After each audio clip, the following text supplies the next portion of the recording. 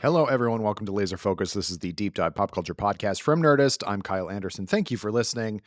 Uh, every once in a while, just the course of working at Nerdist and with people at Nerdist, you just sort of get a wild idea in your head, and it will make for a very, I will say, ramshackle kind of discussion, which is what I feel like every time we have something like that, it's always my guest today, which is Nerdist writer producer Adam Murray. Hello, it's me, the worst guest. I'm here.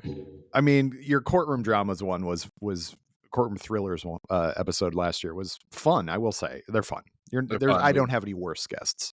I No, don't it's have great. any worse guests that come on multiple times. I'll say that much. I, Ooh, I, I think networking. it was also a problem as I was trying to talk about courtroom dramas during a year where I was watching nothing but Terminator movies, Yeah.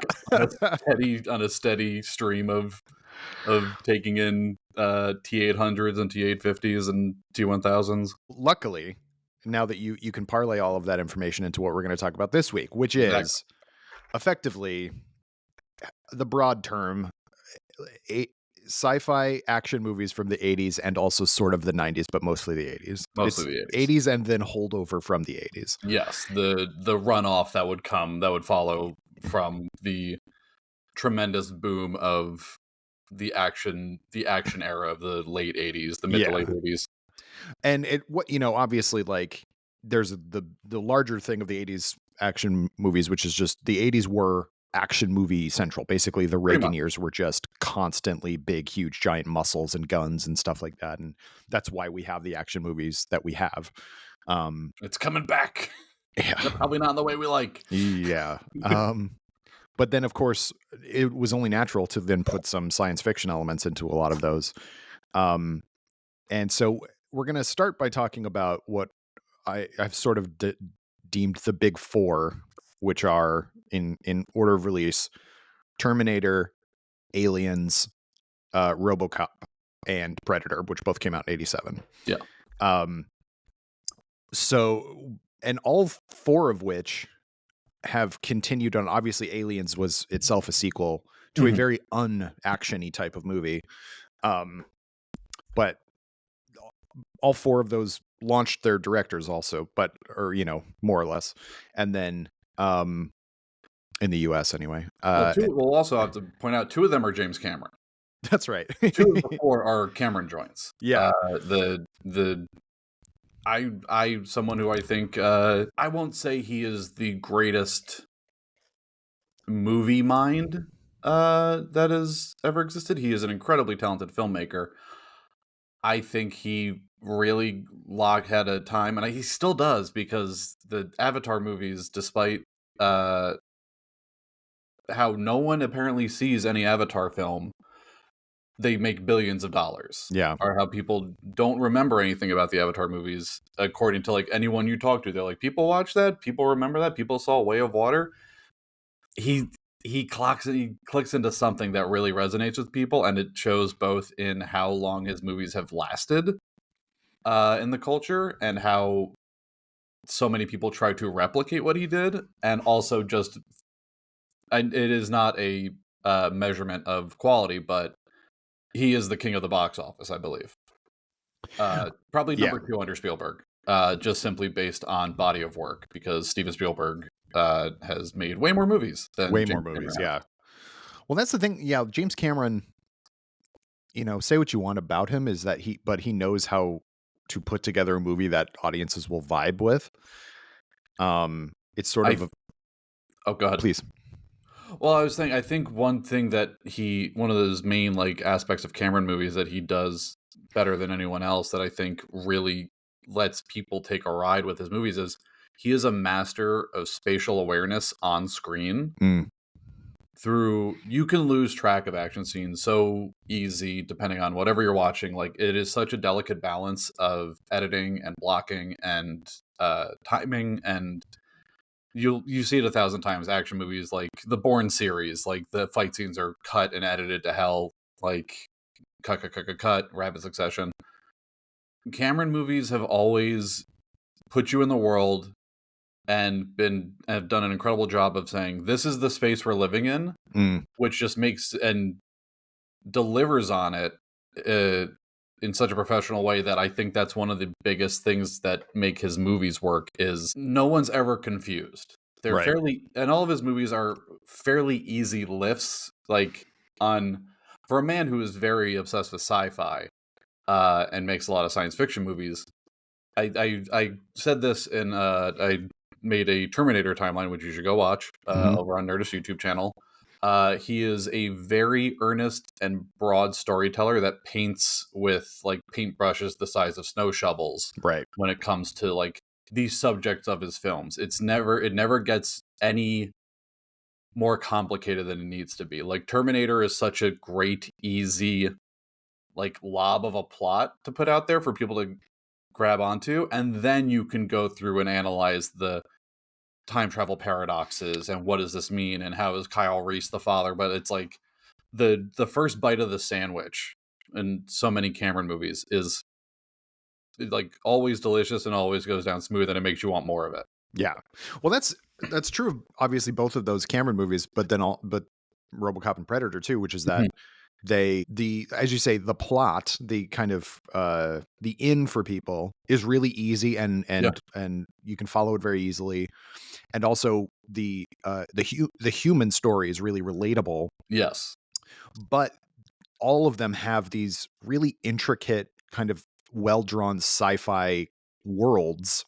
You know, the that we just get little glimpses of, which I think is really interesting. Like, you know, we see the battle, you know, in the future with humans against machines, and he did that on a very small budget. Very small The budget. first Terminator movie it's astounding how good that movie looks considering It's how little it was made for. it's astounding how good it looks, and especially knowing the world that Cameron was coming from, the Roger Corman world, where things Right. were done with like spit and chewing gum and like $5 to make like a spaceship.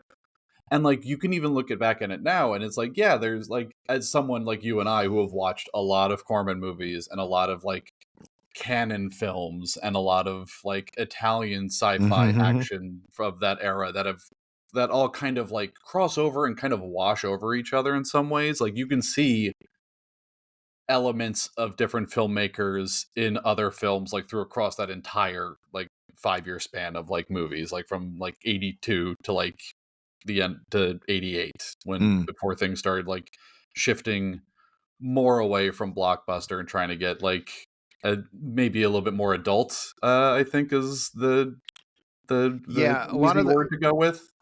in the Um, 90s for the most part, like you look at some of the heavy hitters of the 90s and you have stuff like, you know, the Batman movies or like, you yes, know, there are big franchise movies within that, but a lot of them like Disclosure made a crap ton of money and that's literally just like it could not be, it's base and also like Basic Instinct yeah, was made for tons of money. They were putting huge amounts of money in effectively erotic thrillers, which is a yes. weird way to Douglas was a very bankable actor yeah. for a good chunk of the 90s, just playing scumbags, which all of America was like, yes, we love it when you play a piece of shit. Yeah. Which is Cheat weird. on your wife, kill Ju Glenn Close. a couple of years ago, I watched Basic Instinct for the first time, and he is Mhm. not likable in that, No, he's but awful. he is but it's a great movie. Like, I really like that movie. Um, I think I joked about it on this podcast before, but, like, I like to believe that De Palma watched Basic Instinct and went, "God damn it," because, like, it does everything De Palma tried to do in the '80s, but so much better, in my opinion. Yeah. But Um, then but back to RoboCop, yeah. and I guess Predator. Yeah, the four. I guess it's the three names behind these are Cameron, who we already referenced, Paul Verhoeven, who had his time in America, and I would love to see him return. I don't think he'll ever come back to doing American films. Um, Probably not, but Probably not. I think his last was like Benedetta, which is not even American yeah. produced. And then John McTiernan, who are Yeah. all still with us and who are all still capable of making movies. Yeah. Um, McTiernan McTiernan is would the craziest one. yeah, for sure. Not the I say the craziest one, not in his. Well, it is kind of crazy the way he went sent to jail, where he essentially was like, he take your time and look up why John McTiernan was sent to jail. It's very ridiculous and silly, Yeah. and mostly over the movie Rollerball, the Yeah, of remake all of things. Rollerball. But the craziest is that John McTiernan. It's the same thing with Cameron too. Is the gosh? I feel like I'm going all over the place. I could do a whole thing on McTiernan, but sorry, Sure. steer me back. I'll edit Okay. that chunk out. Send it to me. I'll edit it out. I think it's fine.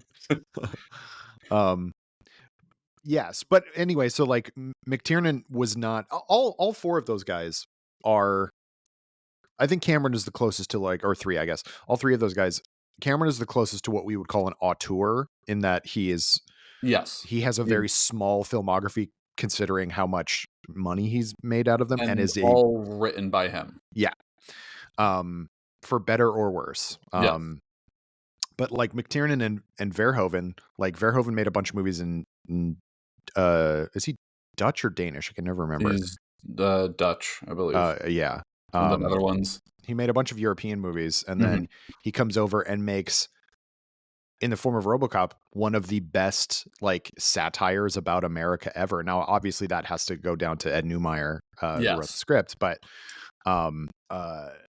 just like a perfect encapsulation, which he did with his two subsequent, like he has a trilogy of really good America skewering, or I guess American life skewering sci-fi action movies, which are RoboCop, Total Recall, and Starship Troopers, which is I think the most damning.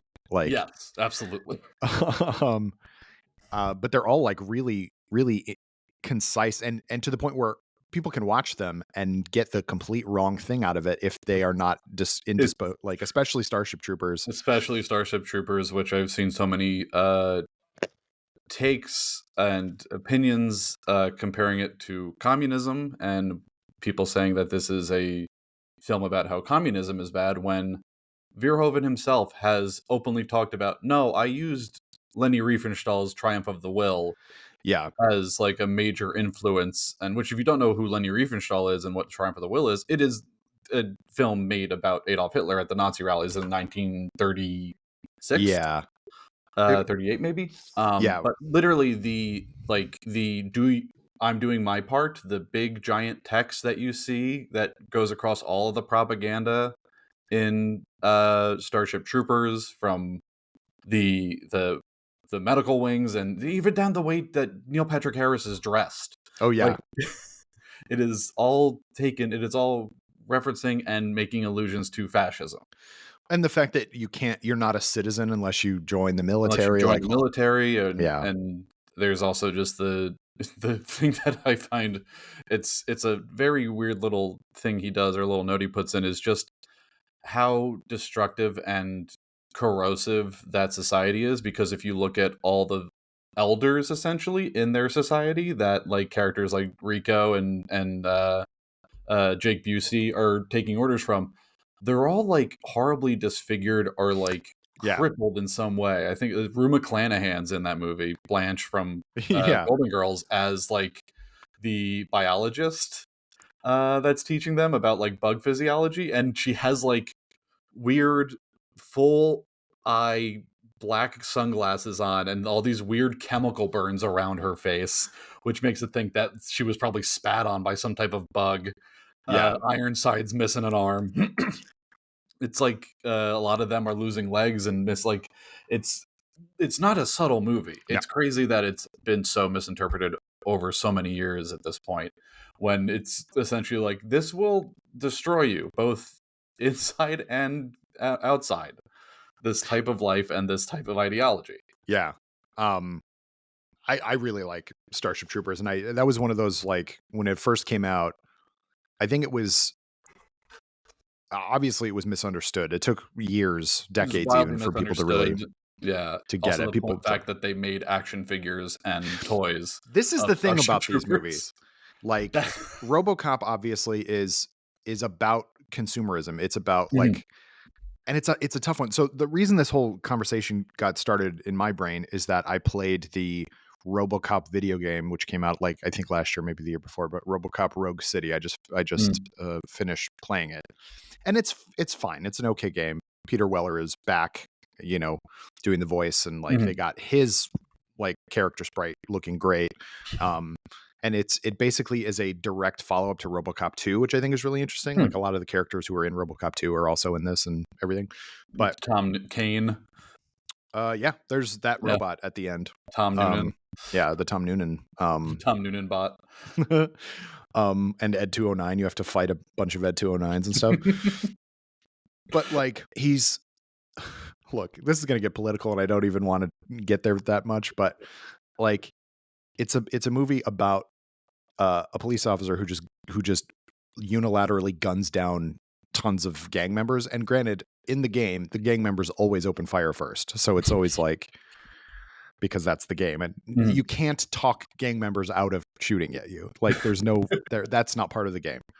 But like you can just mow these people down.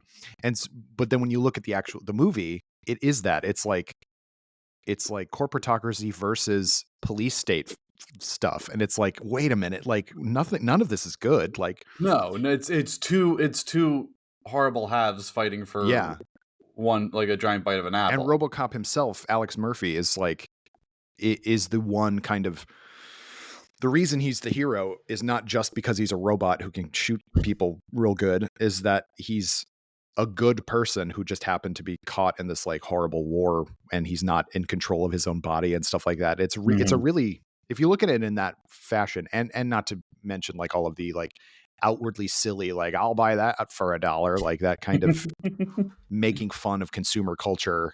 What's the game that the kids and their parents play? Yeah. It's basically Battleship, but with thermonuclear devices. I think it's in 2 is the like SPF 5000 is the commercial for. Yeah, there's a bunch of them in 2. There's also the Karth. Is it called like Magnavolt? I think is what it's called. Yeah, Magnavolt. Where if somebody tries to steal your car, it effectively like electrocutes them to death. Yeah. Well, do you know about the whole Verhoeven's process with picking RoboCop? I don't. He was looking for a hit in America, and someone knew the script for RoboCop came across his desk, and I believe the story goes he only got a few like 3 to 4 pages in, and then threw it in the trash. And thankfully, his wife picked it up out of the garbage and went and read it and got through the entire script, and she was like, "You need to finish reading this. This is everything you've been like talking about and trying to like make a film around about the satire and like the satire surrounding capitalism, police states, overreaching like oligarchies, the at the time the burgeoning and growing like tech industry and where is that leading." And I believe Verhoeven refers to it as the story of the American Jesus, is what he called RoboCop, after he finally read the script the whole way through. Which to go back to your point of Alex Murphy is this good person who is trying to rise, who ends up rising above these things. Not really, because at the end of the day, OCP is still the ones like running the show. Yeah. Even after he kills Dick Jones, like I forget the actor's name who runs OCP. The same guy from Dan O'Hurley. He's from Halloween 3. Yeah. But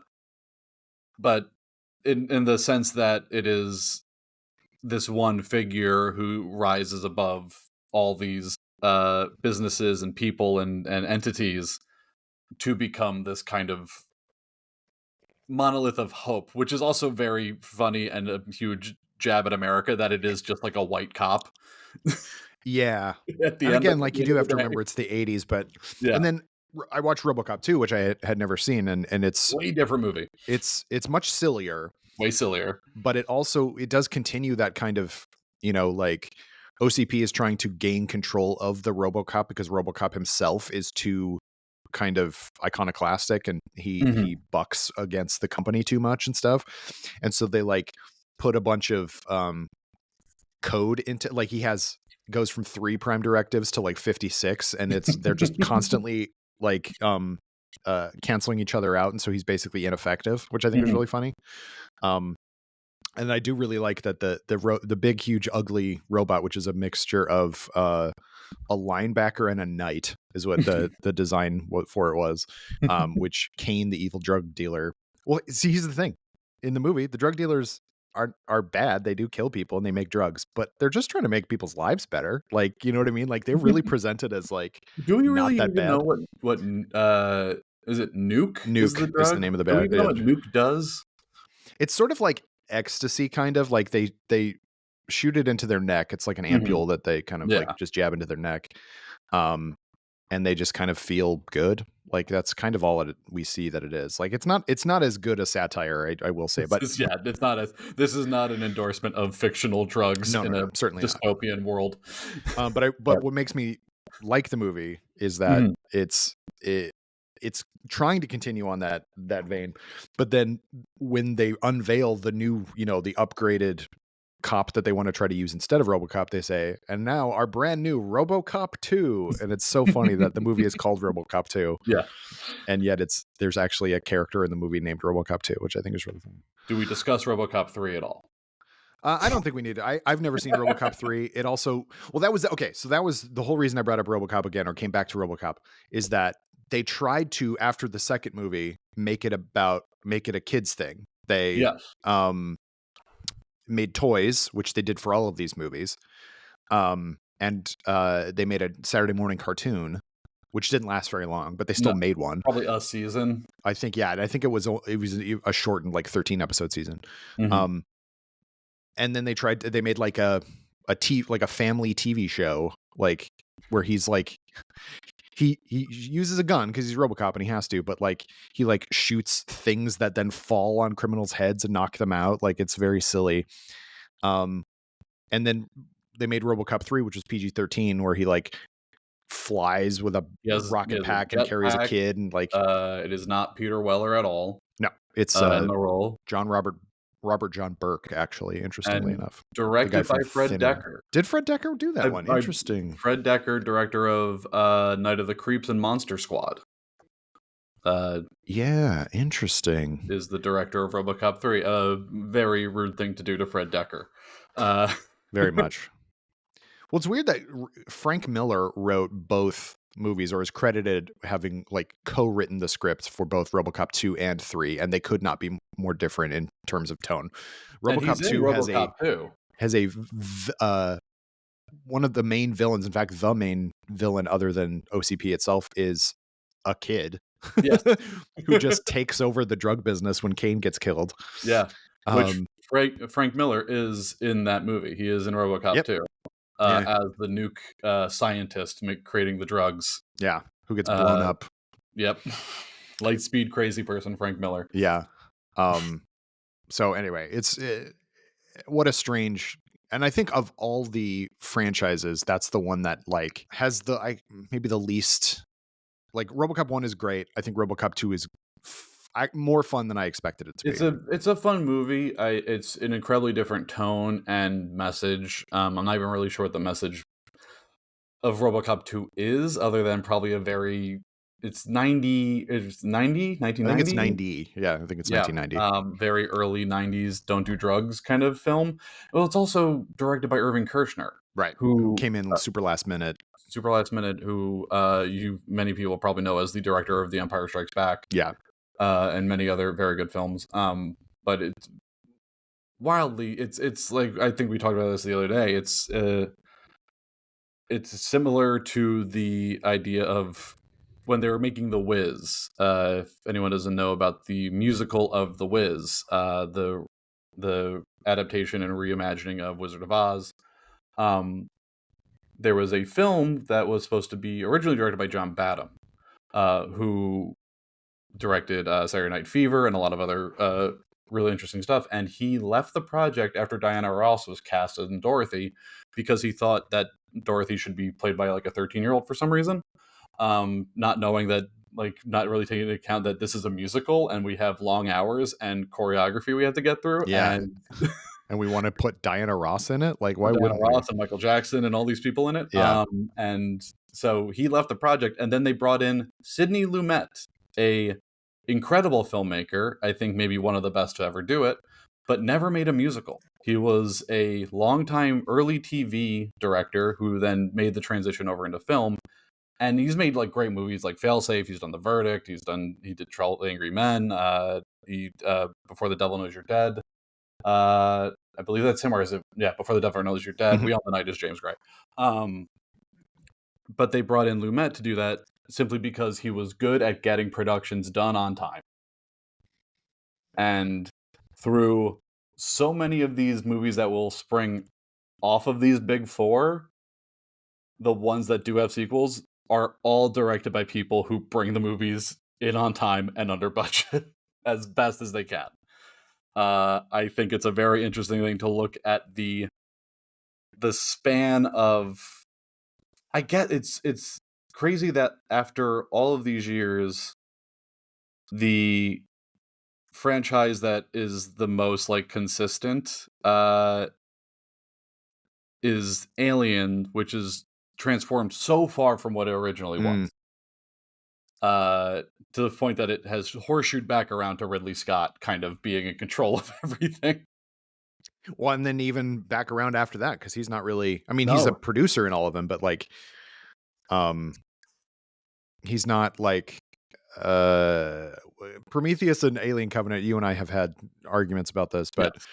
um, I think most people contend that those are not successful Alien movies. Hmm. They're interesting movies on their own if they were unrelated to Alien, really. But Yes. and so then that became now, Fede Alvarez just did Alien Romulus, which is much closer to what people actually want from an Alien. Although it does take into account a lot of the Prometheus stuff, Takes in a lot of Prometheus stuff, a which is lot. pretty surprising.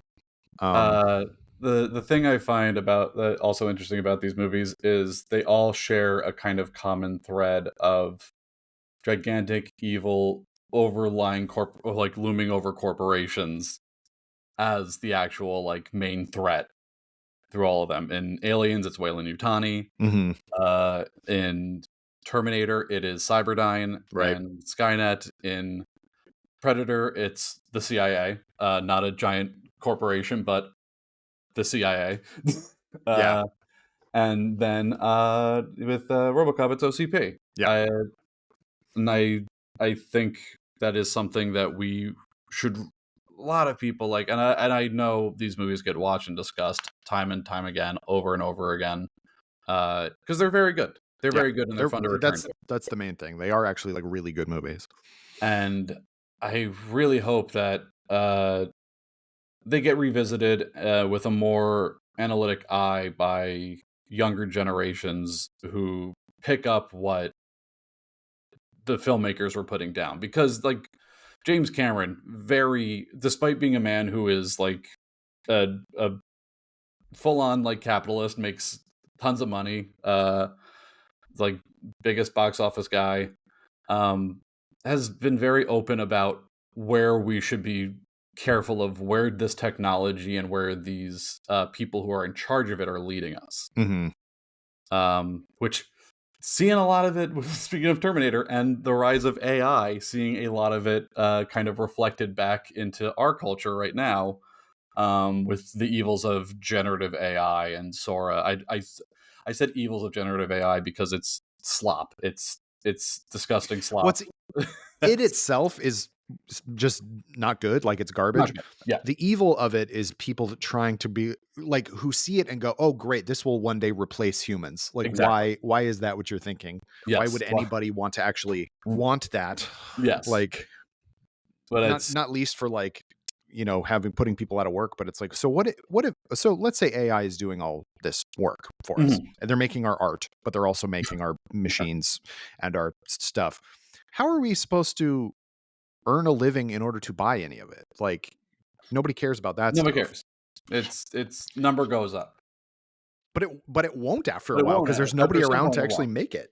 After some Or I point, it mean, buy won't. it. But at that point, they'll probably be flying their spaceships off of Earth somewhere else. Yeah. No, it's really sad and depressing how relevant all of this Yeah. is to 2025 in an age of tech oligarchs and weirdos. It's very true that like all of these, and I do think that was reflected in a lot of, just what the 80s was. It was Yes. excessive, and it was very, trickle down economics, and like just Greed. It all, was Wall yeah, it was Street. greed Greed is is good. good, Gordon that kind of thing.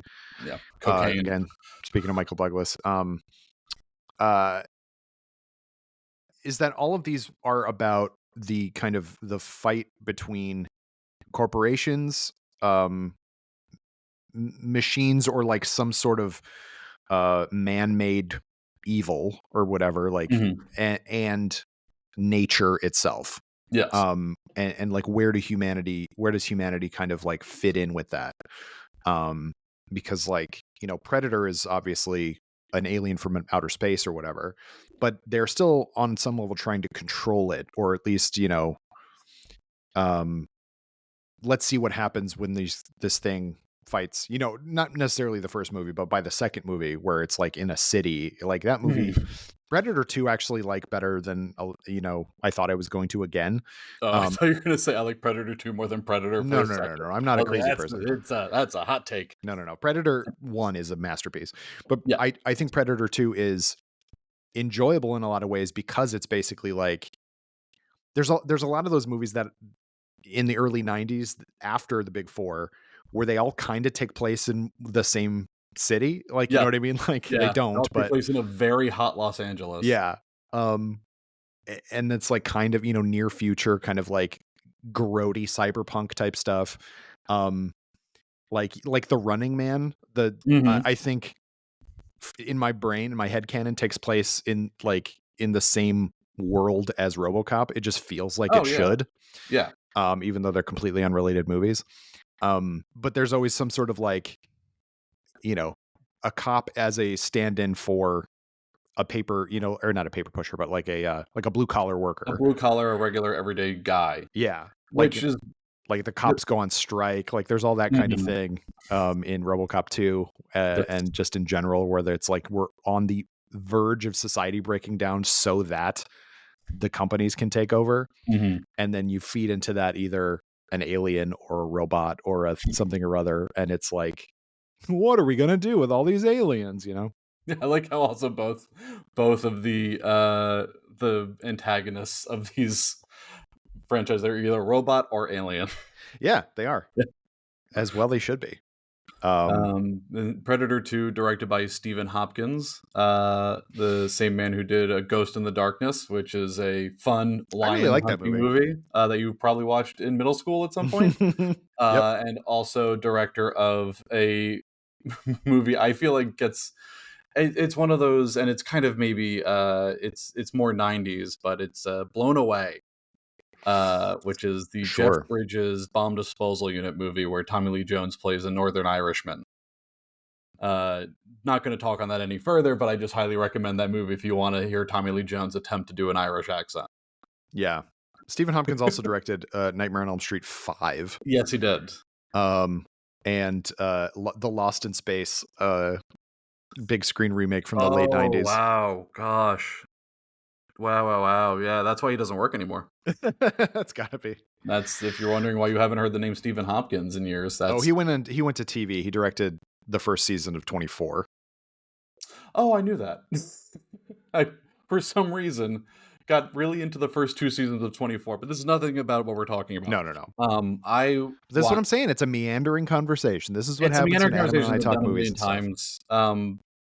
Let's break open McTiernan. Let's do it. Let's break open John McTiernan because I think he is maybe the most interesting director of the three of them. Uh, a guy who came to filmmaking from theater. Was a theater director major at Juilliard. Because this is also in a time before like film. I don't think a lot of people really understand that film schools haven't existed for that long. Mm-hmm. There was always theater and drama schools for a long time, but like the actual teaching and like education of like film courses wasn't really a thing until like later into the 70s. And John McTiernan was a guy who came from theater and somehow just became the I'll say it, the best action director of all time. Mm. I'll say that. I think Die Hard, Predator, and Hunt for Red October is a bulletproof 3-film run that establishes how good he is at this genre. And even like some of his other work, like he has his misses. There are, of course, the Rollerball remake from 2001, Medicine Man starring Sean Connery, which is a Yeah. horrible movie. But he also Uh, directed Last Action Hero and Die Hard 3, Die Hard 3. which are Die Hard and Die Hard 3 are the best Die Hard movies by a And lot. what he's doing, and I know that the culture and that a lot of film people like you and I have like always embraced Last Action Hero. Yeah. Uh, and what he's doing in that movie, both just with blocking, the action, the color, the lighting, like that opening sequence when Schwarzenegger comes in and just walks across the hoods of cop cars, like, and everything is wet and it's Yeah. beautiful and it's glowing, and all of these anamorphic lenses are picking up all these beautiful, like, hazy car police lights and siren lights. And it's just like you don't want to be anywhere else in the world. Like at that moment, you're just like it's like candy coated cinema, but it's beautiful. It's I and I'm kind of astounded that we're at a point where he is still alive and he has been released from jail. Which I should say he was arrested for having involvement with Anthony Pellicano, and he tried to have like meetings about meetings with a producer recorded during the production of Rollerball. He didn't kill anybody or like get No, involved he with went to them. federal prison He for went to federal prison. wiretapping, which is one of Yeah. the most boring ways to go to prison. But Yes. And wrote a sequel to what I think is one of his best movies, The Thomas Crown Affair. Hmm. He wrote a sequel to that Pierce Brosnan, Rene Russo movie, while in prison. And for whatever reason, I don't know if it's just because of where the studio system is right now, or that no one wants to touch someone who went to jail for wiretapping. Um, Let him make a movie. Put him back in Right? the chair. Why not? What do Yeah, we have to lose at this point? it's weird. He is one of the greatest filmmakers. He has made 3 all-time movies, like 2 of which people will always, like 90% of people will point to as like one of their favorite movies of all time. Yeah. And he's talked. He's like I'm around. He's like I'm around. I'm still as cranky as I ever was, but I'm ready Man. to make a movie. Which I highly also recommend looking at a picture of John McTiernan if you want to see a man with like a mountain for a face. Oh, yeah. It's incredible. They Yeah. don't make faces like that anymore. They sure don't. Yeah, he's only 74. Yeah. He's younger than Spielberg. Yeah. That's wild. And Spielberg's doing like 4 more movies. He's younger than Marty. Marty is 82. Yeah. Marty Like, won't stop working. and Can't he stop, won't stop. working. Ridley Scott's like 88 or something insane. Oh, yeah. Ridley Scott. Ridley Scott's going to be 105. This is a sidebar for sure, but there was a period of like earlier in Scott's career, he was making a movie every couple of years. And then at a certain point when he was like 65, 25 years ago, he was like, I'm just going to keep making movies, maybe a multiple a year until I die. And he has continued on that. I know you and I off mic have talked about this. I can't remember if I've said it on the podcast, but like Ridley Scott is a director who will do the Ridley Scott thing. And if he doesn't have a good script, it's not going to be a good movie. And if he has a good script, it will be a good movie. Yes. But what he does is unaffected by whether or not the movie or the script is good. Yes. Like he is entering every project with the same exact sight and like drive. And he's an interesting interview and watch, and I love his personality. And talk about cranky. Talk about dude. cranky. Love it. Love an old cranky British director. But he is very exciting to watch when you see behind the scenes of him talking with the prop people, his art directors, his like practical people. That's like, and he really loves that side of filmmaking. But he's also a businessman first and foremost, I believe, when it comes to filmmaking, because so many reviews of Ridley Scott start with him saying, "You're gonna get a good product," which also launches him into the conversation of, is Ridley Scott a hack or is Ridley Scott a good director? Like, is Ridley Scott a director or is he a money guy who just happens to be one of the most Talented. prolific filmmakers ever? Yeah. Because he came, like, him and his brother both came from the world of commercial Yeah. Well, directing. and I don't know about Tony Scott, but Ridley Scott came up in the BBC system where, or he was on the design team. Like, as legend has it, he was like gonna be next in line to design for a show called Doctor Who, and he would have been the one who designed the Daleks, except it didn't happen that way. He went to something else, and Raymond Cusick was the one who actually designed what the Daleks look like. So it could have been completely different looking.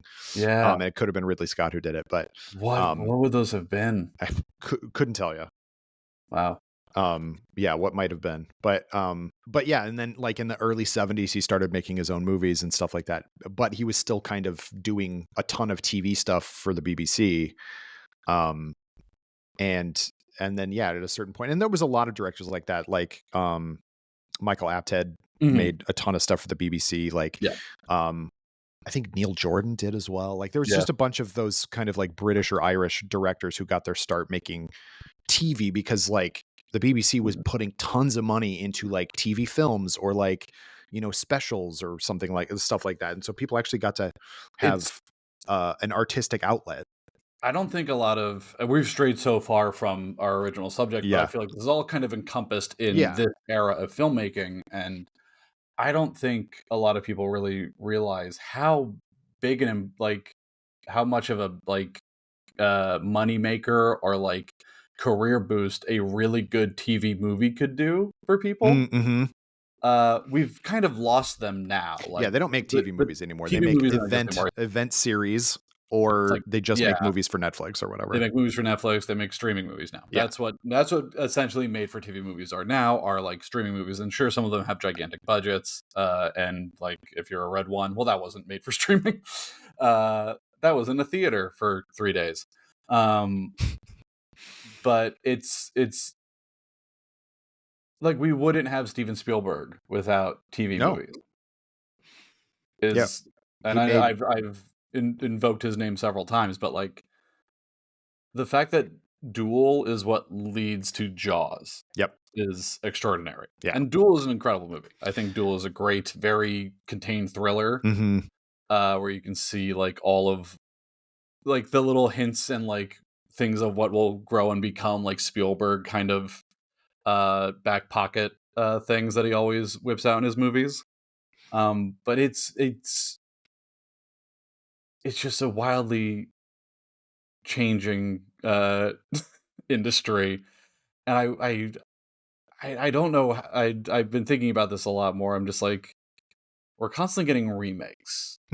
So many more remakes and reimaginings. Like we're getting an Alien TV show. Yeah. Now, Which might be, you know, they as we record this, there was a teaser that just went out of, I guess, effectively from the aliens' point of view, the xenomorph's point of view, inside some sort of like crashing spaceship. And it's supposed to take place well before the first movie, which is sort of surprising. Like, how are they going to get around the fact? And but it's Noel Hawley, of course, who did Fargo and Legion and a bunch of other things. Devs? No, that was Alex Garland. No, Garland. So I'm intrigued. I think there's a chance for Alien to, but there has never been. I don't think, because the Alien franchise is so varied, and it really depends. Kind of like, you know, spoilers, I guess, or like a tease for the video that Adam's working on now. The Mission Impossible series is so defined by who's directing it, and the Alien franchise is too, because like Ridley Scott's is just it's you know, it's a horror movie. That is a haunted house movie in space. Yeah. It's a monster Absolutely. movie. The second movie is a straight up action movie. Which I am a bigger Aliens fan than Alien. I cop to the fact that Alien is a better film. Sure. By leaps and bounds. I don't know. I just really like Bill Paxton, so that gets a lot of carries a lot of water for me. Is Hicks and Vasquez and all, and Drake and all the Marines in Aliens are some of my favorite characters. What's the Marine with the best name in Aliens? Because there is a right answer. Bazarski. Wierzbowski. Wierzbowski, that's it. Yes, Wierzbowski. I was like, it ends with a ski. Yeah. And I almost said Apone, which is not a great name. It is funny though. That is their commanding officer. Just chewing on an unlit cigar. Cigar. It's falling apart in his mouth. It's so I could gross. talk about aliens for a fucking 3 hours. Well, we should. Yeah. Right now. Well, yeah. I just Let's love that. Let's do it. Just the introduction of that character immediately coming out of cryo sleep and popping an unlit cigar right into his mouth. Yeah, is a great. And I think that's another thing that all these movies have in common is they introduce characters, even if they are a side character of some kind, with something that you will always remember them for. Like you'll always like remember freaking oh god, I forget Lewis's, or no, it's Lewis. Nancy Allen plays Nancy Allen. I Lewis. I forget her real name RoboCop. all the time. I always call her Alex Lewis, the name of a RoboCop character. Anne Lewis. I delete all this. It's the most deleting we've ever had to do on an episode. Oh, just like the sheriff or the police chief in RoboCop. Yeah, he's introduced with zero dialogue when he first comes in, and he just comes in to take a dead cop's name off his locker. And it's just like, that's your introduction to this character, and he's great through the entire film. I love the police chief in RoboCop. I love Miguel Ferrer's character. Oh yeah, in RoboCop, like all Morton. the Dick Jones played by Ronnie Cox, of course, is a great villain. Wow, I can't. Well, and then also you have 3 great villains because Miguel Ferrer is a sleazeball. Yes. And then Dick Jones is an evil a-hole. But then you also have corporate asshole. Yeah. Then you also have Clarence Boddicker, is played by Kurtwood Smith, and the entire gang were with people like Paul McCrane and Ray Wise, and there's a couple other people I can't remember the names of, but like those are evil guys, and especially Clarence Boddicker. And like, I guess that's the thing I was trying to get to, is all these movies have such definable, memorable ensemble casts. Absolutely that I feel like is a thing that we have lost a lot in action movies, like not just in film alone, but like just in action movies. It feels like everything has reverted to like one guy and a villain. Yeah. Where like you have the whole Marines crew in Aliens, you have Boddicker's gang in RoboCop, you have the mercenaries in Predator. You have Jesse Ventura going, I ain't got time to bleed. I ain't got time to bleed. And Shane Black. Shane Black, Jesse Ventura, Carl Weathers, Schwarzenegger, Bill Duke, the great actor-director Bill Duke. An incredible filmmaker in his own right, just dry shaving with a straight razor out in the jungle. Watch Deep Cover. If no one's ever seen Deep Cover, so good. Deep Cover. Man, great it's a good movie. With Fishburne. Incredible movie. Yeah. And a yuppie evil Jeff Goldblum. Yes. Who wears he wears like a cape. I mean, it's not a cape, it's like a long coat, but it's like so wispy as to be a cape in that movie. Yes. And then like you also like even the Terminator cast, you don't have like an ensemble cast. No, that's definitely the smallest one, but you do have like when that whole sequence when they're in the police station, because you have Lance Henriksen there, and you have Paul Winfield. Yeah, Paul Winfield. The human pillow, Paul Winfield. Earl Holliman, is that the guy's name? The guy who plays Earl Bowen. Earl Bowen, excuse me. The psychiatrist who comes back in 2 and 3. Yeah. He's one of the few people who actually like survives multiple movies. He is the only person, Dr. Silberman. Yeah. Silberman. The only character that makes it through, or at least the only character actor that makes it all through the first 3 Terminator films unscathed. Worked with Cameron on, indirectly, I guess, on a Corman movie, Battle Beyond the Stars. Yes. Which is one of my favorite Corman movies. Maybe one day I'll do an episode about this, and probably you'll be on it. But about the spate of very low budget Star Wars ripoffs that came out after Star Wars. I love those things. Battle like Beyond the Star Stars. Crash. Star Crash is the Italian one. Well, Yeah. one of the Italian ones. One They of made a the bunch. many Italian knockoffs. Maybe the best of the Italian ones, and it's still very bad, but also Yes. like amazing at the same time. But anyway, Earl Bowen plays one of the clone species of hive mind aliens. You wouldn't even know it was him. Well, because they all have weird white faces, Yeah, right? and like weird big heads and stuff. Like a third eye on their forehead. Yeah, Yeah. they're very. That movie is weird, but again, sidebar. James Cameron did all the effects. James Horner did the score. Yep. John Sayles wrote the screenplay. There's one other like big behind the scenes person, now I can't remember, but just an out. Was it Beekler? I don't John Carl maybe Beekler on Battle Beyond the Stars from K&B. No, I can't remember, but the man behind Ghoulies, for anyone who, and the director of Troll. And the director of Troll and the director of Friday the 13th Part 7. Yes, the one where Jason fights Carrie, which essentially is The New Blood. Yeah, Friday the 13th Blood. Part 7, The New Blood, which I enjoy. It's not bad. I don't know. You had Jason fight a Stephen King character. I'm in. Yeah, you know what? I'm into it. That's also the one, again, Beekler, because he did creature effects. Yeah, it's the one where Jason's mask comes off and he's like a monster zombie man. It's very fun. Which is neither here nor there. But yeah, but you're absolutely right about the character actor ensembles. Because they're such a huge part of these movies and why we remember them so well. Because like the main characters, you got Arnold in two of them, you got Michael Biehn, you got Sigourney Weaver, and you got Peter Weller. All great. Great. But they're also given the task of, with Arnold in Terminator, he's just literally playing a non-emotional character, right. like a non-emoting, he's the villain in that. He's the villain, just the driving force of death. Yeah. But you're left with like Sigourney, a lot of these characters like Peter Weller in RoboCop, and Sigourney and Ripley, and I forget I would say even Schwarzenegger in Predator are all have to hold the center of the movie.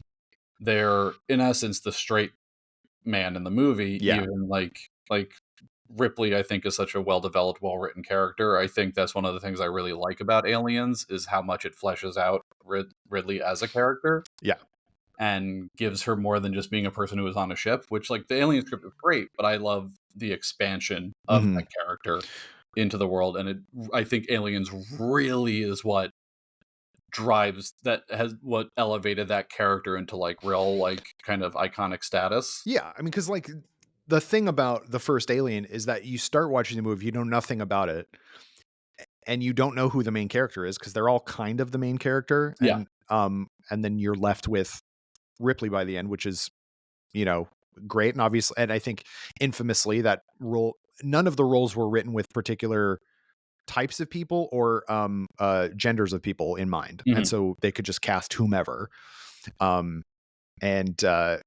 Which is awesome. But then if you're going to bring that character back, if you're going to do a sequel, I think very rightly, you have to give her a backstory. You have to like flesh her out. And the again, Cameron knows this stuff. He knows the emotional core is what sells all this stuff. Yeah. It's the growing love story between Kyle Reese and Sarah Connor in the Terminator. And it's the mother-daughter relationship after you find out, in the extended cut that Ripley's actual daughter is long dead at this point, where she has to like try to save this little girl Newt from, the monsters in the cave. Like it's very, straight down the line.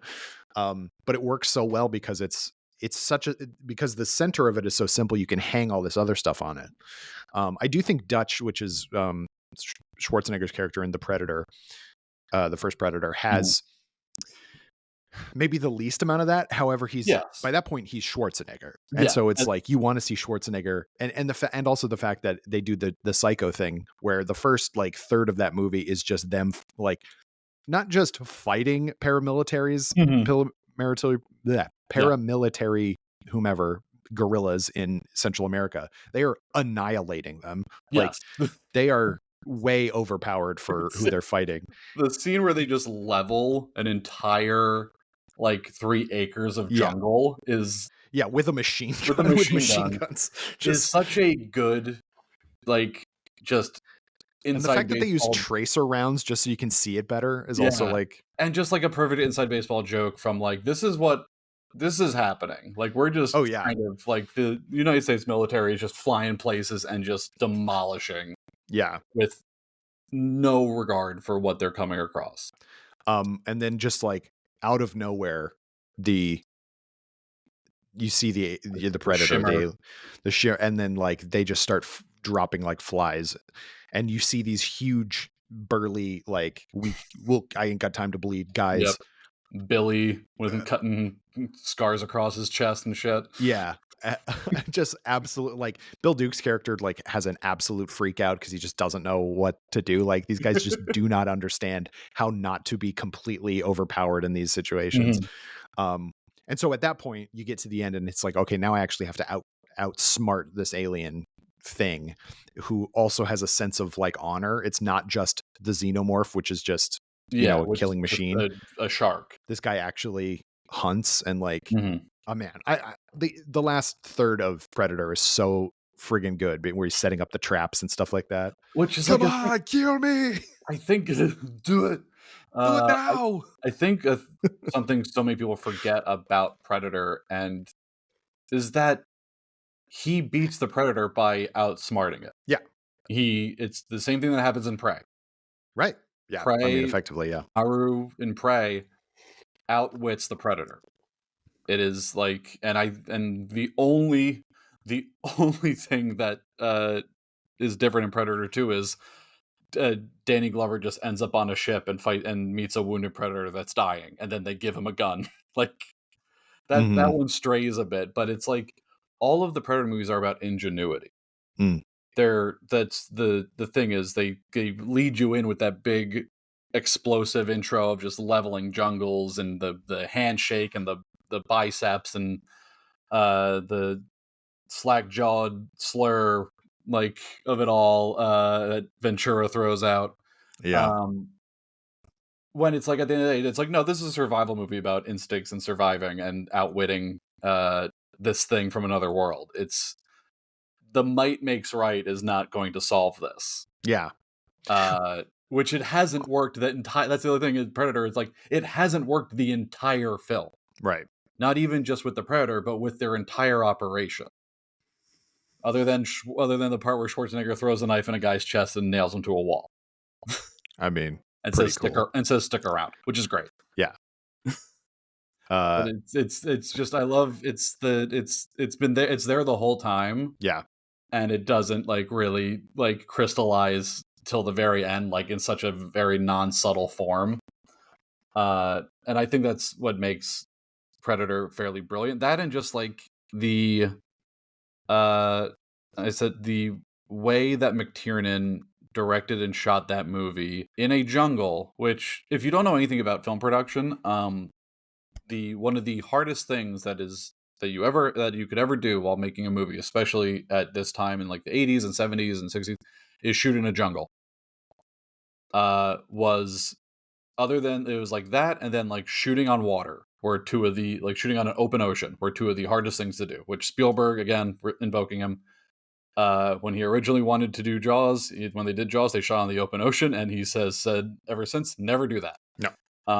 But with jungles, it's wet. There's like no power. You have to run generators out there. You have to try and like start some form of camp. The weather's insane always. You can't like be guaranteed about any type of like weather conditions or vegetation or wildlife. And you're just constantly running into headache after headache after headache and hurdle after hurdle. The fact that Predator is one, not just competent and coherent, but is so wildly impressive is impressive in its own right, hmm especially knowing all the hardship that production went through, which like there's a whole other timeline where some other universe got the Jean-Claude Van Damme cut of Predator and has been forgotten for obvious reasons, which And he's like weird and lizard looking or whatever. if you're unaware, the original look for Predator was designed by a Spanish artist, I believe. I forget his name. And Steve Johnson, who was the first makeup effects guy on the Predator production, hated it. And the suit was this weird, like, kind of bug shape with like this big proboscis and a weird humpback. And because of the cloaking device or the cloaking effect on the Predator, the whole thing had to be painted red Yeah. because you couldn't comp out green in the jungle. And the person they got to be that in that role was a young and like, I think had only done like one movie at this point, Jean-Claude Van Damme, who, would you believe it, did not like doing that. Did not like being in a monster suit when he thought he was going to be the star of the movie. Yeah.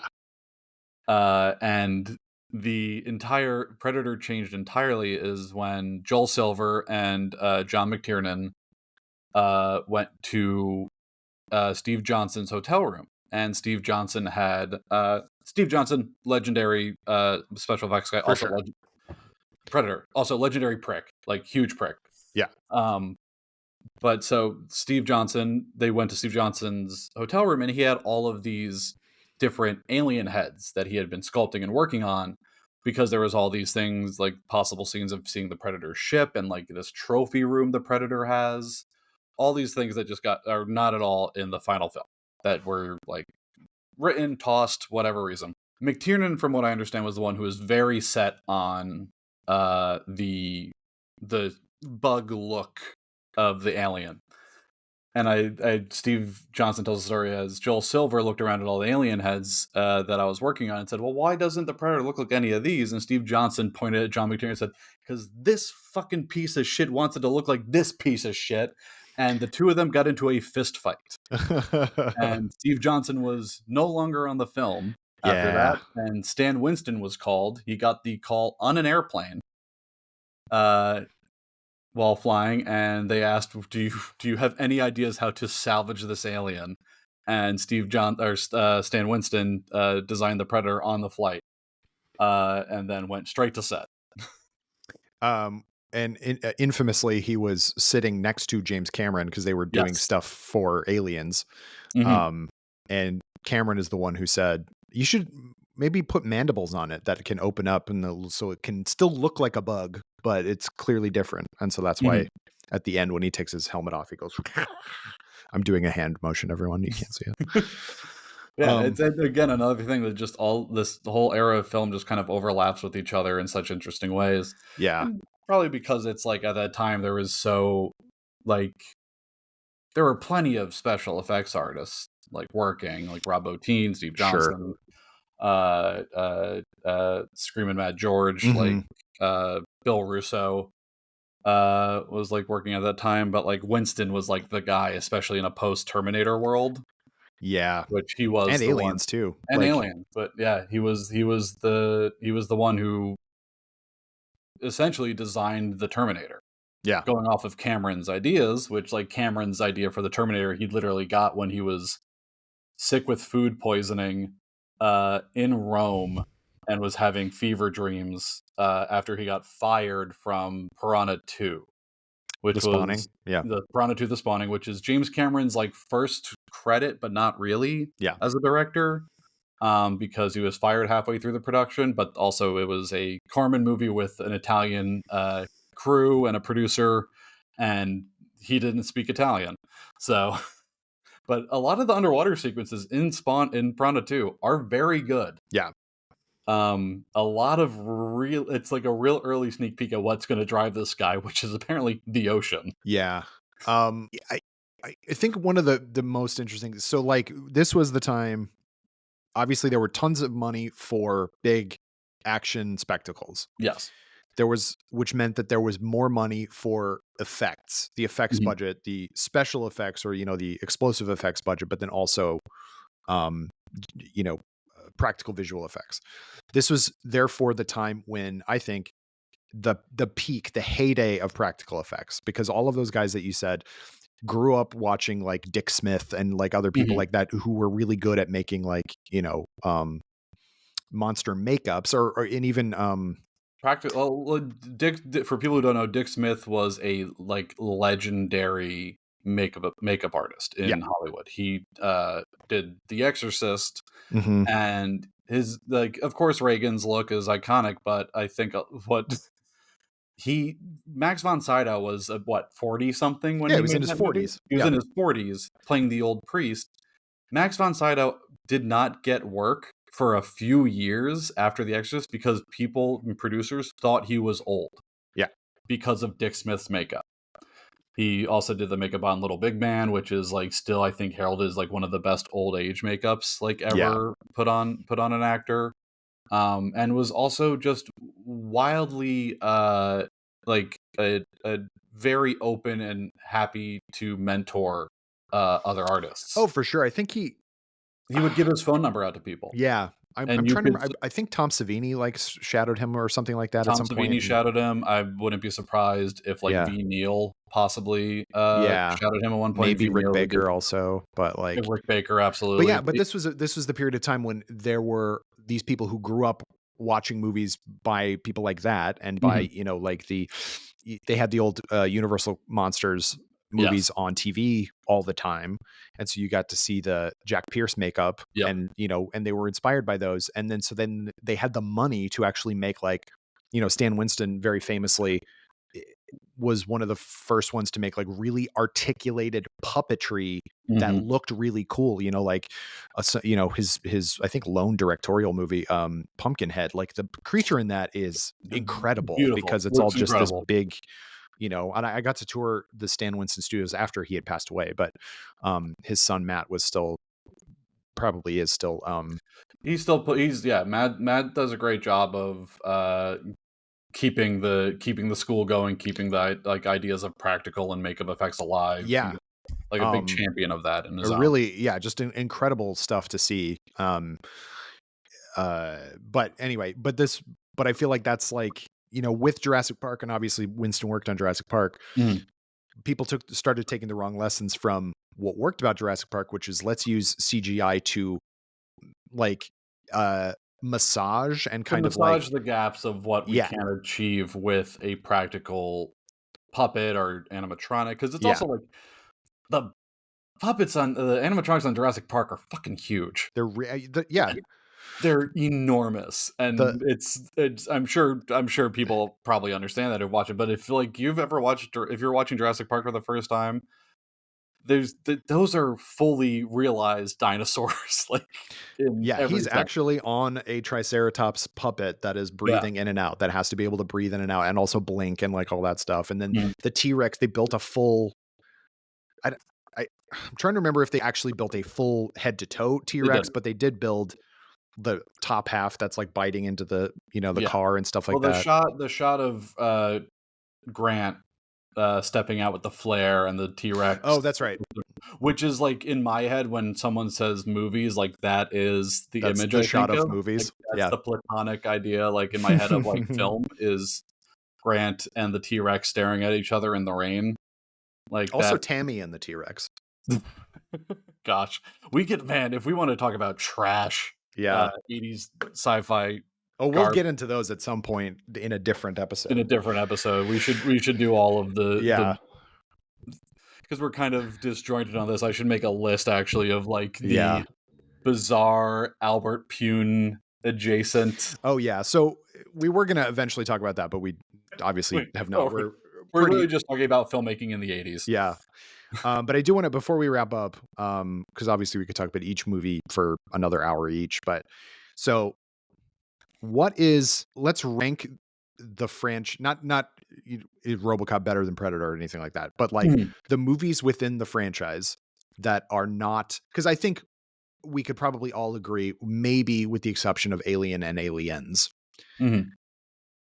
Let's just say, for the sake of argument, that the big four that we're talking about are the best versions of the Yeah. best one in all of their franchises. What are the other, what's the ranking of the other ones?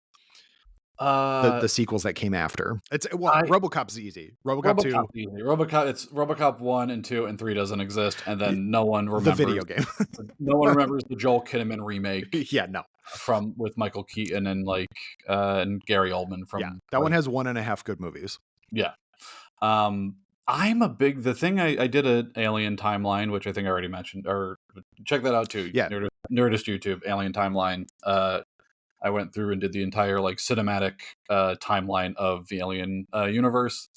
I've become a real big defender of Alien Resurrection, I always liked that one. and I don't think it's like it's probably like for me it's like third place.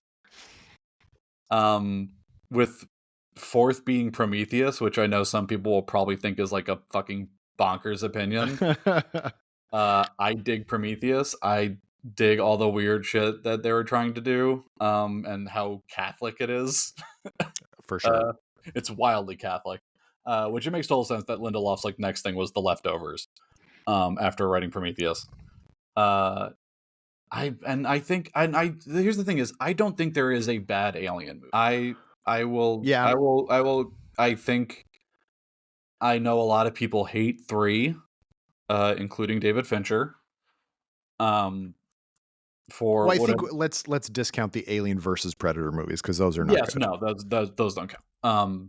The the Alien universe as its own, as an Alien contained Alien universe story. I think that the thing is, I think there's two. For people who don't know, there are 2 cuts of Alien 3. Yeah. There is the theatrical cut, and then there is a cut called the Assembly cut, which Fincher, who was the director of Alien 3 and had a terrible time making it and dealing with the studio, has no involvement with. But it was edited by his editors going off of his notes. And it has some different things in it, like in the theatrical cut, the xenomorph enters a dog Hmm. and then explodes. But in the theatrical cut or in the assembly cut, it goes into an oxen that's brought on into the facility and then Hmm. explodes out. There's more stuff with Paul McGann's character in one cut where he's like this kind of like worshiper of a xenomorph, and that's like completely removed from another cut. At the end of the theatrical cut, the chest burster explodes out of Ripley's chest, where in the assembly cut she just falls into a furnace and dies. And I think between those two, if someone really took the time, you can make a really good Alien 3 cut with both of those movies. Yeah. I think a good movie, a pretty solid movie exists between those 2 edits. I think the weakest one is Covenant, which is Oh, for sure. I'd agree with that. and I dig, we've talked about this before, I really dig the David stuff in Covenant, that he is just a weird android on a planet making monsters, Yeah. and that a space crew finds him. Don't make it an Alien movie, just make that. Hmm. Like, I don't know, it seems very old, like 1960s sci-fi paperback book to me, of like a crew of people on a spaceship find a weird android who's making aliens that will destroy the universe. Well, see, that's the thing about like Ridley Scott is so good visually Mm-hmm. that like both Prometheus and especially Covenant, I think, if you just like look at them and the David stuff, in the caves and all that, Yeah. like it looks like Lovecraftian horror. Like Yeah. it looks terrifying. But then you're actually paying attention to the plot, and it's like, ugh. And No, then all these it's people, all the crew are a awful, and you crew of don't like idiots. anybody. And Chris um, Hor- Billy Crudup is like one of the stupidest people I've ever seen Captain in a Chris movie. Horam. Yeah. Which it's also Covenant and Prometheus also fall perfectly into the Ridley Scott film canon, which is Ridley Scott has and he's made a whole career of it. Movies about whether or not God is real and should we kill him or not. Yeah. It's Kingdom of Heaven. Yeah. It's Prometheus and Covenant. Yeah. It's Gods of Egypt or whatever Gods that of was called. Egypt. No, not it's Exodus. Gods of Ex- Egypt is the Alex Proyas movie oh, that's right. with You're right. Gerard Butler and Nicholas Exodus. Castoroldo. Exodus Gods and Kings is the Exodus, name of that Gods movie. and Kings. Like even his like Napoleon movie, which isn't that good. Yeah, I didn't see Napoleon. He Ridley Scott really likes to tumble with religion a lot. Blade Runner, especially. For sure. Like, Blade Runner is just all about creation and where are we, who are we, where are we going, where are we coming from. I think if Covenant was a little bit better, I think it could be one of his better movies. But at the end of the day, he also says, he's like, I think we really succeeded in scaring the shit out of people. Sure. That was the point of Covenant, was to make a big, bloody, weird slasher movie in space. The poster for Covenant is one of my favorite posters ever, which is very like, it's human. It's kind of like hewn out of rock or something like that, but it's all the aliens and Oh, humans, like, and it's yeah. just like a big mishmash. It's sort of It's a really great, like, kind of like Dante's Inferno type stuff. yeah, what's it called when they're on the side of a church? I forget what the, like, Oh, like actual a relief or whatever. a relief, there's, like, an Italian term for it, but I'm forgetting it right now. Pizza pie. Yes, that's it. Uh, yeah, no, I don't think there's a bad Alien movie. I do think there are bad Predator movies. I think The Predator, which weirdly is the Shane Black one, I think that is a bad movie. That's a bad movie. I think the other ones are good. Predators is a great time. Predators is super fun. I did not expect to like that one that much. It is. And then Prey and Predator are excellent. Yeah, Predators, give it a watch. It's the last time that Robert Rodriguez was like capable of shooting something not on a green screen and having it look good. I think that I really enjoy Prey. I think Trachtenberg really knocked it out of the park with that movie. Yeah, I'm excited to see what he does with the follow up to it. That's like a solid, like, 2-run home run of a movie, I think. Absolutely. Like, you're just gonna sit in and you're just gonna let it wash over you, and yeah, and then the Terminator, man. Okay, Terminator. Okay, so Terminator 2 is incredible. Terminator 2 is a masterpiece. Terminator 2, I think, is one of the, like, 10 greatest movies ever made. I'll put my stamp on that. Having watched it like 6 times last year for the Terminator timeline, it was something I just kept returning to just as like a comfort. It moves flawlessly. The pacing is incredible. All the performances are so good. Yeah. All the characters are so fully realized. Like, even Joe Morton's character as Miles Dyson. Like, yeah. He's really good. Like, I don't think we really give enough credit to Robert Patrick for how great that performance is of playing a, like, you think that man is a robot. Yeah. Like, you think that man, which, like, for a lot of people, he's probably really, like, that's one of his most memorable things, and a lot of people probably didn't know a lot of his earlier work until Terminator 2. Right. But man, that performance is crazy. That is like like an Oscar, like, award worthy performance, not only just because of the way he controls his body and his look and his, like, his entire physicality, but all the shit he had to do in pre-production for that movie. There is footage you can find of Robert Patrick either in a bald cap or he shaved his head in white underwear briefs, and he has an entire, like, body mapping grid painted on his body. And you can just find footage of Robert Patrick running around, like, studio lots in Los Angeles in his underwear, basically naked, covered in lines, for weeks and months. They had to, like, scan his face and track his body, because it's all, like, it was the early CGI days. But it's like, underneath all that,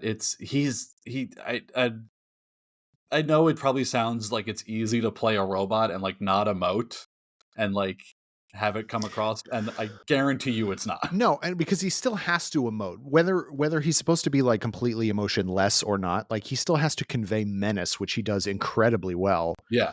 And, you know, like, where he goes, "Say, that's a nice bike." Like, that is a scary line. Do you know John Connor? Yeah. Also, shout out to Jeanette Goldstein, who does an incredible T-1000, like, just her physicality too in the scene after she kills Xander Berkeley. Yeah. And looks at her hand. I think she's also super locked in. Jeanette Goldstein deserved to be in more movies. She's a very, very good actor. Yeah. Near Dark. Underrated. She's so good in Near Dark. She's great as Vasquez in Aliens. But that's, yeah, it's, for me, it's T2, then Terminator. Then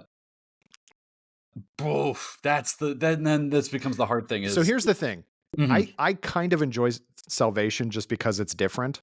Yes. It's Terminator not amazing, Salvation. but I remember being like, oh wow, that was pretty fun. And then 3, Genesis and Dark Fate are all kind of shitty in different ways, but similarly shitty ways. I think 3 is maybe the worst one. 3 might be the But worst. Genesis is also really bad. No, Genesis is the worst. Genesis is the Genesis worst is because it makes no fucking sense. 3 at least ends with an interesting ending. For sure. 3, spoiler alert for a movie that came out in 2003. The Terminator 3 is like the direct sequel to T2. Arnold's back. Nick Stahl is John Connor. Claire Danes, Christiana Loken as the TX model. Which also doesn't make any. The other thing about Terminator is none of this makes any sense, because if they just all the robots are all the Terminators are sent back from the same point in time, which either means that that Skynet has the capability to make these things at the time and are just putting out like cheaper versions to save on cost, I guess. Then it's like, well, here's the T800, that didn't work. T1000, that didn't work. TX, we just have these ready to go. Yeah. Or it could mean that the events that take place in the past alter the future, and then That's the way I usually read it. that's kind of the way I interpret it. 3 ends with the world ending. It ends with John and Kate Foster, his future wife, ending up in a bunker. Wife from the future. My future wife. My wife from the future. End up in a bunker that's like from like the 60s. It's very like Kennedy kind of looking. As Skynet wins. Like Skynet comes online and bombs the Earth and sets up the future war. Right. Which Salvation, I think, does an interesting job with. I think the biggest problem with Salvation is, and one, it's the action can become just overwhelming and shaky at times. It has which is just like in comparison to like T1 and T2 are so perfectly surgically crafted with their execution of action and the way like he blocks the scene, especially T2. T3 does have decent action, but like Jonathan Mostow directed that, who was like a fairly competent director. He did Breakdown, which is a really great fun thriller with Kurt Russell. So he knows car action very well. McGee's Terminator Salvation has a lot of what feels like early inspiration for the way J.J. Abrams directed a lot of his early action scenes, like in Mission Impossible 3. It's just so much shaky action happening that you kind of almost lose track of the entire story at some point. You're like, why am I with Marcus right now, and Blair White, I think is the character's name. I don't remember. I'm trying to remember all the Terminator side characters. But yeah, I would, man, T3 is probably the third place, simply because, you know what? No, I'll put Salvation up there at third place over T3, just simply because it's something different, and also Christian Bale is trying to give a performance in that movie. Yeah. I mean, obviously that's where the infamous good for you. Good for he was right. He was right to be mad. Yeah. I'll say it here loud and proud. T3 contains my favorite line and line reading of any movie ever, which is Nick Stahl going, "The machines, they're starting to take over." It has my favorite song ever made for a movie, which is called "Dat Funky Man," which was written and performed by Jonathan Mostow himself and another guy. Dat Funky Man. Dat Funky Man. Great. It plays in one scene, and it's in the gas station when the Terminator is getting snacks. And then says "talk to the hand" to a cashier. Right. But yeah, there is a song playing in the background called "Dat Funky Man," which Jonathan Mostow, I believe, co-wrote and worked on the music. Incredible. My favorite thing is when it turns out that it's like, yeah, I'm a very prolific and successful filmmaker or actor, but also I have a band that sucks. Can we have a song in my movie? Why, yes, we can. Hi, I'm Billy Bob Thornton, and I have a band that really fucking sucks. Russell Crowe has a band. Kevin Costner has a band. 30 Odd Foot of Grunt. What a terrible name for a band. Sorry, Russell Crowe. That's Russell Crowe's band. That's right. 30 Odd Foot of Grunt. Kevin Costner's is like the West Side Riders or something ridiculous. Sure. No, and then Genesis, Dark Fate. Dark Fate feels incredibly hollow to me.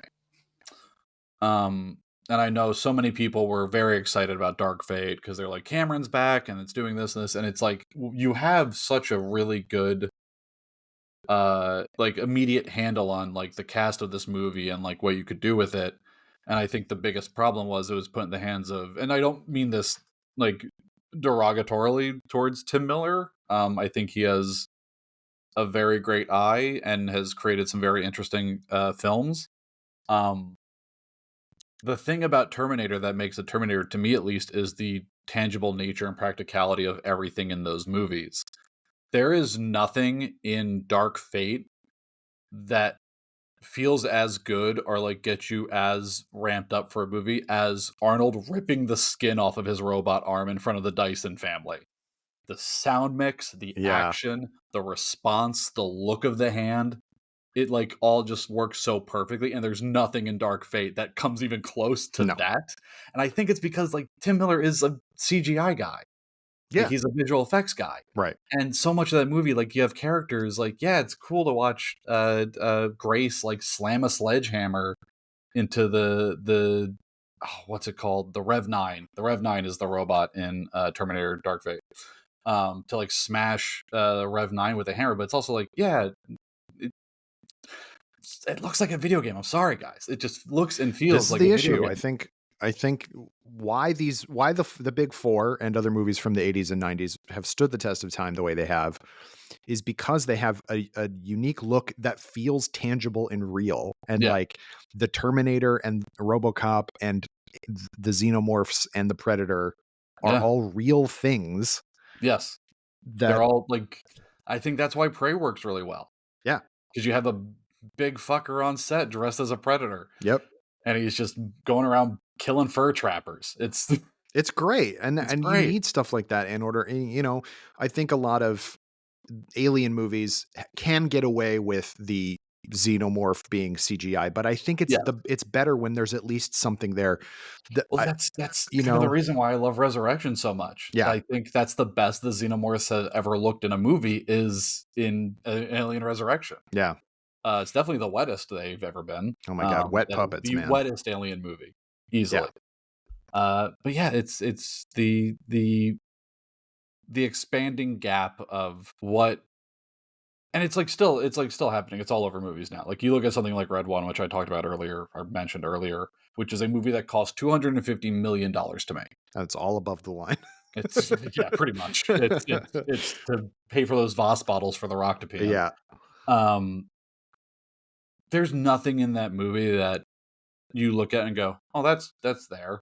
Oh, that's because it really is about a human response to something they feel like it's real and exists.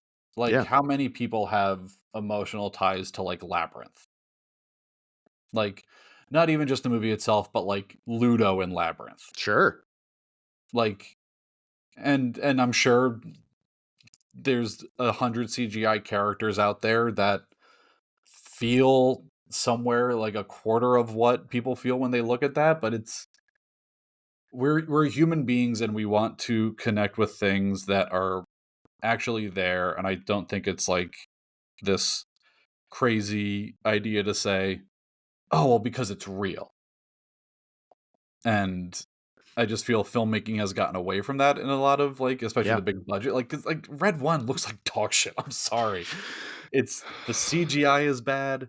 The script is bad. The look is terrible. Everything's dark. I don't know why. I don't know why when this turn came in like the 2017 to like now, where everything is like super high tech military spy shit. Like for everything, like every Netflix like romantic comedy action movie has like characters as like spies. That's a Like good point. why? I don't What did really we know like? why. Why is Santa Claus like some military esque like I know. Black Ops guy? There's magic. He's magical. He's And magic. again, He's magic. He's a magical being. He another Adam doesn't. video. Who is the best Santa Claus? Spoilers, the winner is Christmas Chronicles Santa Claus because Kurt he's the most Russell. magical He's the most magical. He and has the controls the weather. realest beard. That's man. I wish. How nice would it be to be able to grow that? both length and depth Like of depth, beard. the lusciousness of Kurt Yeah, Russell's beard Kurt is Russell's incredible. so awesome. It's so Oh, awesome. I love him. But I guess at the end of the day, yeah, with all of these, they really kind of painted a roadmap to where we went wrong, Yeah, both societally and in terms of filmmaking. And I'm not anti CGI. I think there are plenty of great movies that use CGI sure, in but it's a brilliant ways. tool. It can't be. It's It a can't be tool. the reason. The raison d'être can't be Exactly. the reason for those movies to exist.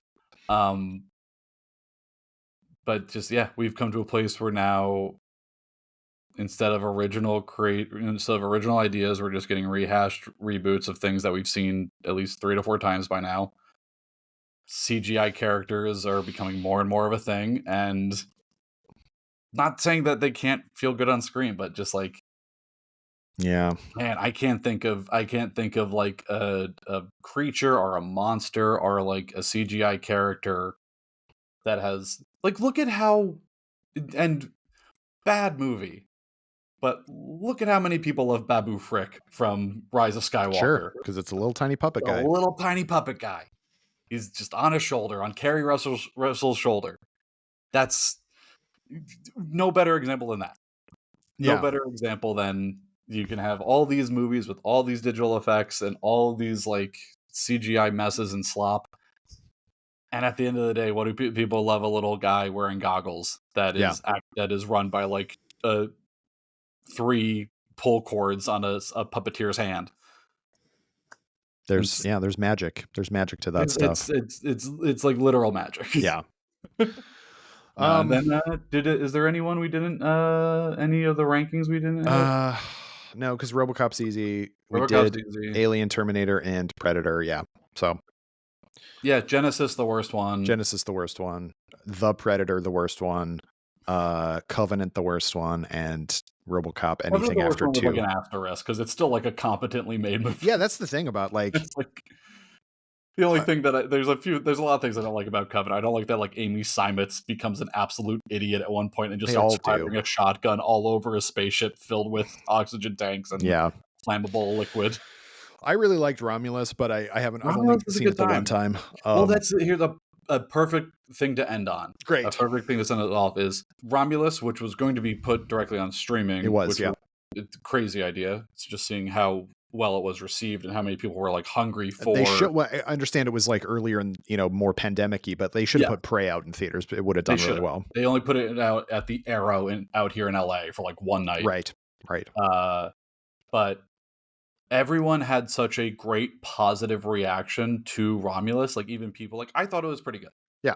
I had a good time. I don't think it's like a masterpiece of anything. I think it's it was on the way. It could have been, but it should have kind of went to kind of Route 1 with a lot of stuff. been. But I think the biggest thing to take away is a movie that is pretty universally liked. Everyone enjoyed Romulus. The one thing that I heard and that people will still bring up about Romulus is how bad and how jarring the deepfake of Ian Holm is, which I know Fede Alvarez had like an animatronic made and it wasn't working to the full extent that they wanted it to for articulation of the face, and so they had to do stuff that wasn't fully finished CGI. But in this whole movie that's about aliens and science fiction, the thing that everyone walked away from was like, that fucking sucks. Yeah, that doesn't look good. That doesn't It sucks look that good. you did it in the first It place. sucks that we even did it in the first place. Yeah, could have been Stop any doing that. robot. Didn't need to be Ian Holm except for member berries. Exactly. Which, if you wanted to make something that was interesting, that I've said it before, make it a Walter model. Yeah, put Make it Fassbender in there. That would have been awesome. Since you're already doing Prometheus with the movie anyway. Yeah. But it's such a telling.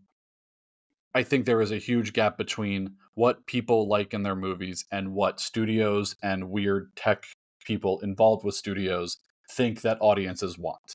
Yeah. And no, we want real things on screen that we can touch and build a relationship with instead of some weird like Instagram looking filter of a dead actor Yeah. who has passed away years now. It's not like he was in the process of filming Romulus and then was like, "Oh, use my likeness." Like, he died like a Shakespeare character. Like, you can't see it. I'm holding my chest and putting my arm out. But like, it just get back to it. Get back to like, I watched rewatch Run Lola Run the other week. Man, we got to get back there. Yeah. God, just There's, like I watched, which has nothing to do with the genre of things, but I watched, and it wasn't a big budget movie at the time, but a few months ago I watched The Crying Game, which I maybe watched in college, but I hadn't seen in a long time. The opening of that is literally just a tracking shot of a carnival, and I'm like, oh, this is a movie. This is like what a movie looks like. Yeah, and it was made on a low budget in Northern Ireland and the UK, and it's just like, that's wild. It's wild to me. That's I guess the main takeaway from this episode is we got to get back to real things in film production, because it does have a genuine connection to people's hearts and emotions. Yeah. Even if they're not fully aware of it. Yeah. Even if you're watching a movie and like it's there below the surface, always in the subconscious, because you're going to always connect with something that you can reach out and has verisimilitude to it, and you can like grab it, other than just some floppy, weird CGI face that's painted on a dummy of Ian Holm. That is such a like waving the flag of what people want from their films. It's like, look at Nosferatu. Yeah. It's a big, weird, horny gothic horror movie, and people are about it. Right. Bill Skarsgård and his weird junk are all real and in that movie. Yep. And Nicholas Hoult took that prosthetic home because he's weird. He's a stone cold weirdo. All right. We have talked long enough. I do have to wrap up, but thank you again, Adam, for being on the show. As always, we will have another rambly conversation in a few months, I'm sure. This is literally just if you were in our office. This is just me and Kyle this is a peek behind the curtain. Yeah. Adam and I talked for an hour and 15 minutes yesterday about 1941. So just be on the lookout for stuff like that. Keep an eye out for that. That video's coming in a couple months. Adam, plug your videos again. Oh yeah. If you're already if you're not already on the YouTube channel listening to this, go over to Nerdist YouTube channel. Myself and a few other of the fine folks here at Nerdist are putting out videos for you. I am currently working on the complete cinematic timeline of Mission Impossible before the possible Final Reckoning hits theaters in May. So I am breaking down all the events and in-betweens of the franchise of Mission Impossible with Ethan Hunt and Luther Stickle and Benji Dunn and Ilsa Faust and everyone in between. Deputy Director Swanbeck, of course. But so if you love Mission Impossible as much as I do, and I really, really love the Mission Impossible franchise, that'll be coming out soon. And then also keep an eye out for a Jurassic Park timeline, which is going to be an absolute beast. And so I'm really excited. Get ready for about a 2.5 hour video about dinosaurs. That'll be coming sometime before the release of Jurassic Park, or the new Jurassic World movie, whatever that ends up being called. I forget. Rebirth? Sure. Or is that DC Comics?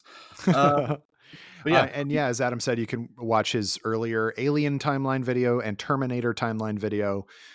You can follow Adam on Letterboxd if you choose to do so at Atom_Murray. That's Adam like the atomic clock. Yep. Murray. And you can follow me on Letterboxd at Kyle_Anderson. All right. Thank you everybody for listening. I've been Kyle Anderson. Join me again next week on Laser Focus when my guest will be a different person. Bye-bye. Laser Focus is a production of Nerdist Industries and Legendary Digital Networks. It was produced, edited, and hosted by me, Kyle Anderson. For more, visit Nerdist.com.